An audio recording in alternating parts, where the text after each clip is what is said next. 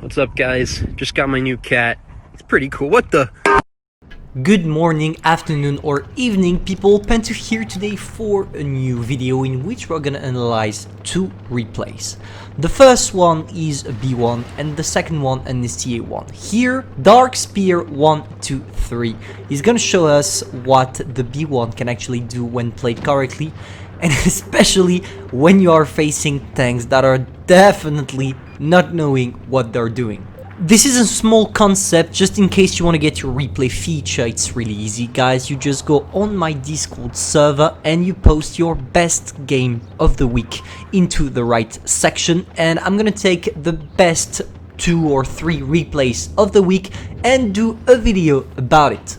So first, let's talk a little bit about the B1 real quick. What does it have for itself? It's a tier 4 French tech tree tank and probably among the best tanks at tier 4. An amazing armor featuring an amazing gun featuring actually good mobility, not the best but still very good. And so on this replay, Dark Spear decided to go to the hill. I think he did the right choice because, as you can see, judging by the look of the map, nobody's gonna come for him. He's literally alone on the hill, and that's the perfect position for this tank because you have an amazing gun depression and your armor on the turret is actually really good, or at least better than the one you have on the hull. From this position, he's showing his turret only, and even the DW2 that has one of the best guns at tier 4 in terms of penetration can't go through. He can't, he literally can't.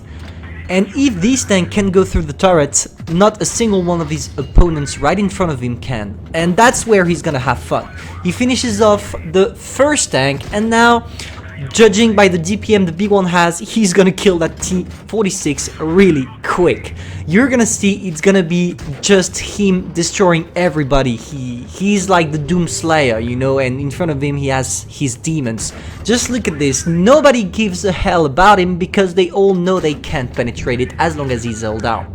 What I love is that even knowing he's at tier 4, he's still trying to play it well. He doesn't do anything stupid, he doesn't take it for granted by pushing straight in, knowing you have one of the best tier 4s ever. You could actually do that.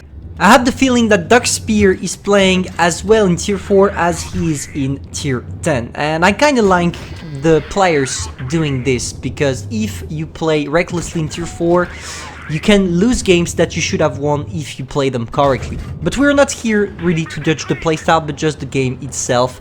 And for the moment, 2 kills, and the 2 of them are his kills. Now, there is still 5 enemies left, and it seems like they decided to push on the other side, and they literally wrecked his team. Which is really weird, because judging by the playstyle of all these guys, they don't know what they're doing. I mean, we're in tier 4, so we can't really expect high quality playstyle, of course. But still, I was quite surprised seeing them just slowly waiting here to die. For example, this A20 here. What's the point? The man is staying in the middle, not even trying to hide. But I want to remind you once more, we are in tier 4, and at tier 4 you can't expect players to act like super unicorns. He's now at 5 kills, there is only 2 guys left, and I don't know what his teammates is doing. Judging by the DPM he has, he can literally rip apart everybody. He's now on 6 kills, and there is only a headset going on. He's still full life, he took only 1 shot, and his teammate is AFK, so he knows he's gonna get that 7 kill. He knows he will get the Resinal medal, and I'm pretty sure he's really happy right now, and he can be, because the Resinal medal is always something cool to brag about. And here, second thing I love about this playstyle, just look at this, he's not taking it for granted. Once more, he's trying to side scrape, waiting for the Etsa to actually bounce. That happens, and now he's probably thinking to himself, okay, that's time for me to go in. He's not gonna waste any more time. For the moment, he's still trying to side scrape. It works one more. Now he knows he has the advantage. He will probably reload 2 times before the Etsa can do anything. He goes in. Can he sneak the last shot? Yes, he can. 7 kills. Resinal medal. An amazing playstyle. And 2.5 thousand damage at tier 4. That's quite a lot. He literally killed the whole enemy team by himself. So GG for that playstyle, Dark Spear. Oh, of course you were lucky that the enemies didn't know what they were doing, but that's logic. We are in tier 4 and just judging by how you played your tank, you deserved your place on this top. Now let's go to the second game featuring an STA-1 and especially featuring Dodge Squad. I decided to use that replay and especially the STA-1 because we all know this tank sucks. It's really awful to play, among the worst, if not the worst actually. I think to me it's the worst tier 8 medium. You literally have nothing with this tank. Now, you have one thing, the gold penetration is quite awesome, but that's pretty much all you have. Is it enough to make it effective? No. But you're still gonna see that even if you're playing a shitty tank, if you have the right conditions, you can do great things. So here we are following our Dodge Squad player.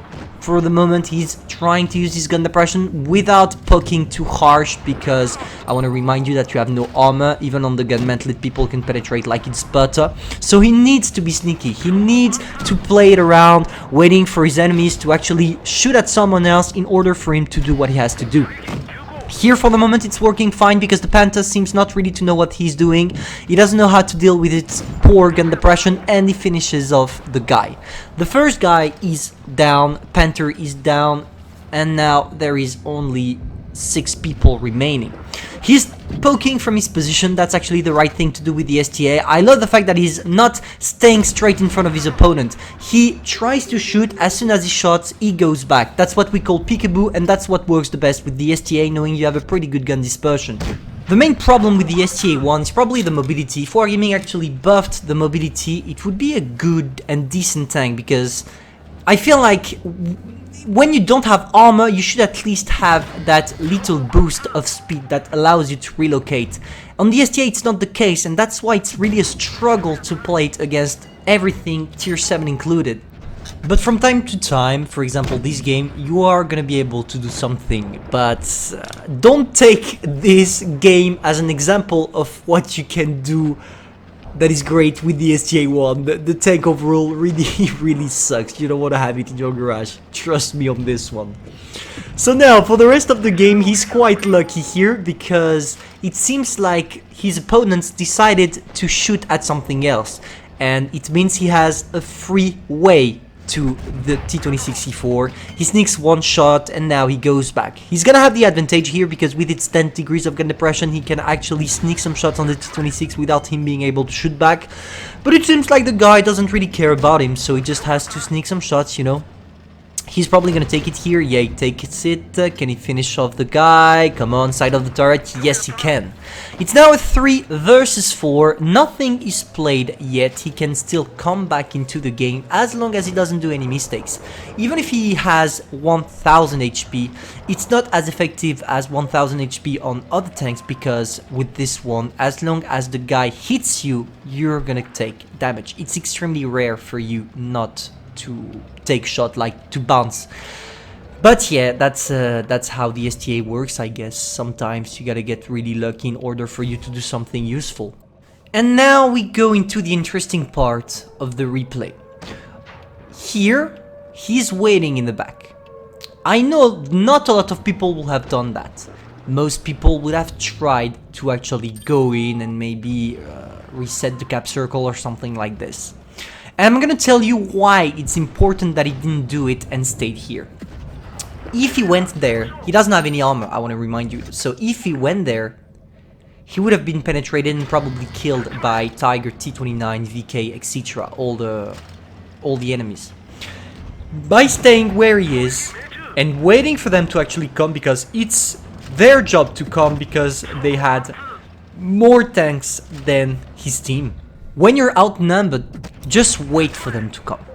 That's what he did. It allows him to prepare the terrain, to actually relocate, to maybe even sneak 3 shots on the Tiger 2, maybe 4 before the Tiger 2 can even manage to see him. And doing this, you will get more lucky and you will increase your chances of actually winning the game, simply because you will deal a lot of damage before being penetrated or even before taking shots yourself. Here it worked for the Tiger 2. He was full HP before pushing, and now the Tiger 2 is no more, and the STA is still here and not dead, knowing the Tiger 2 had more HPs and more armor than the STA-1. That's the first thing. And now it's 2 versus 2. Now he has to change his tactic. Why does he have to change his tactic? Because in a 2 versus 2, people tend to camp on their position, and here the enemy team is camping on the base. So it puts a pressure on his shoulders, on Dodge Squad's shoulders, which will make him do the first move.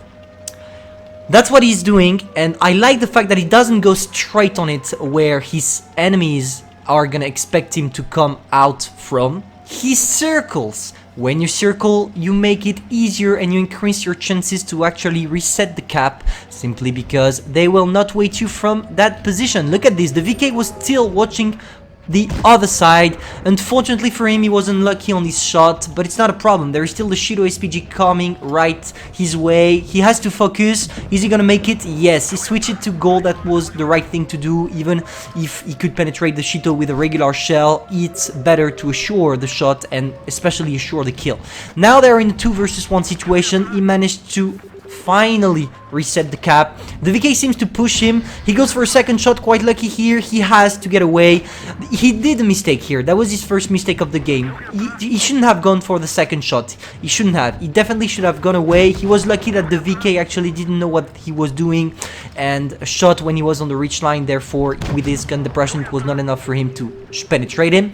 But now he's circling. He's circling, but he did a bad thing. Second big mistake of the game. He should have stayed around the VK and circle him, because here now the VK has a good position to actually kill him.